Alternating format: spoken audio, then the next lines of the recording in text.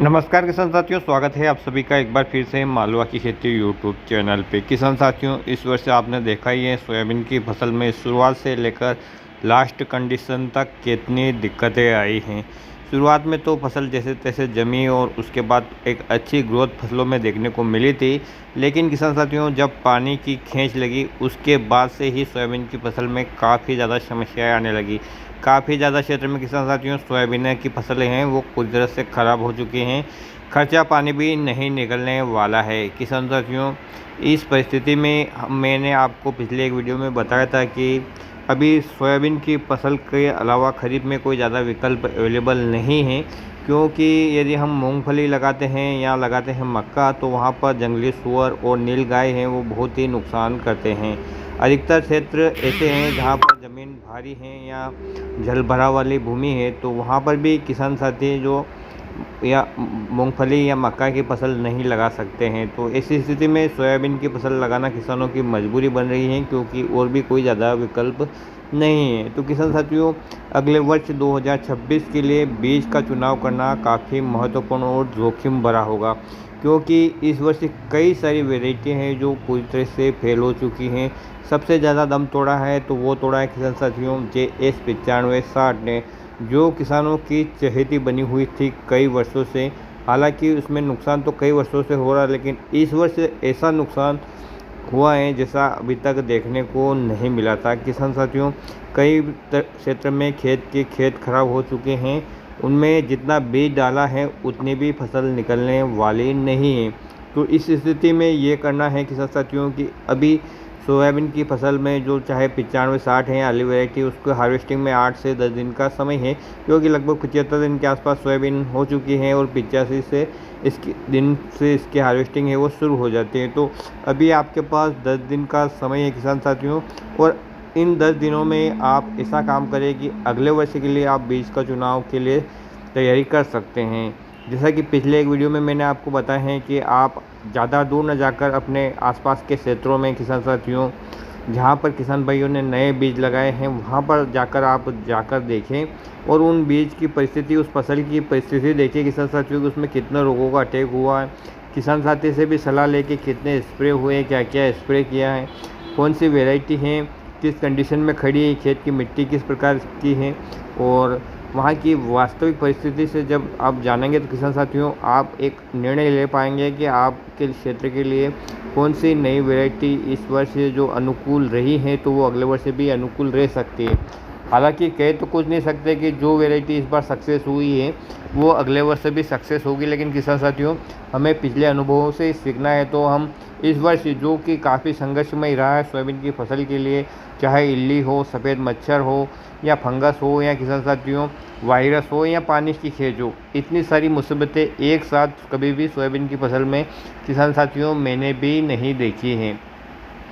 तो इन विपरीत परिस्थितियों में भी जैसे तैसे करके किसान साथियों ने कई जो फसलें हैं सोयाबीन की उनको बचाया है, और कुछ वैरायटी में किसान साथियों 19-20 इफेक्ट भी देखने को मिला है, चाहे वो नई वैरायटी है। तो आप अपने क्षेत्र में जाकर देखें उन किसान भाइयों के यहाँ कि उन्होंने कौन सी नई वैरायटी लगाई है और उनमें कितना इफेक्ट हुआ है, परिस्थितियाँ कैसी रही हैं, और एक निर्णय ले पाएंगे आपको अगले वर्ष के लिए आपको किस वैरायटी का चुनाव करना है।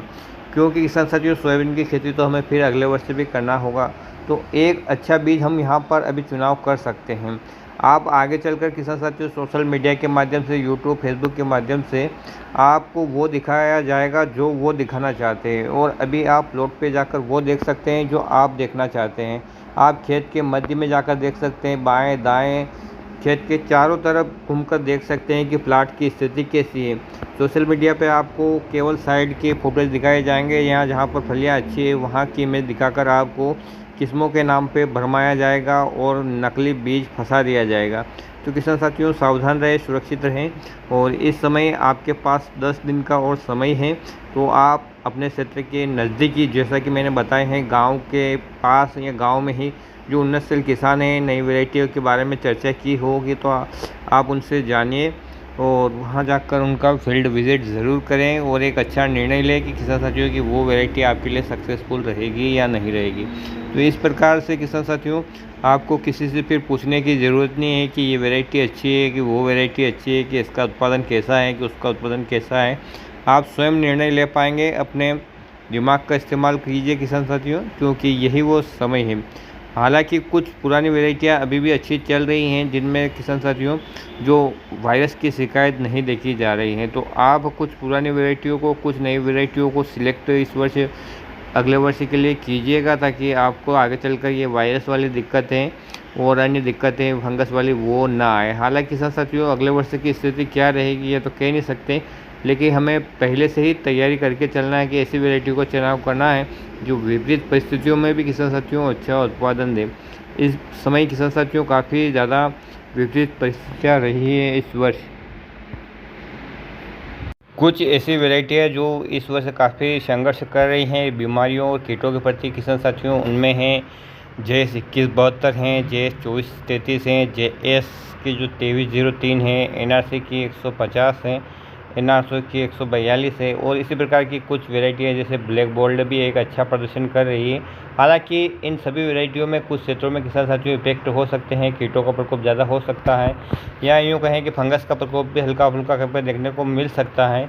तो ये नॉर्मल है, थोड़े बहुत क्षेत्रों में होता ही है। लेकिन इन विपरीत परिस्थितियों में भी जो संघर्ष करने वाली जो वैरायटी हैं किसान साथियों जो मैंने आपको बताई है वो यही हैं। इन वैरायटियों को आप अपने आसपास के क्षेत्र में किसान साथियों तलाश कीजिए, हो सके अपनी रिश्तेदारी में पूछिए, और जहाँ पर इनका प्लॉट लगा है वहाँ पर जाकर अभी आप विज़िट कीजिए।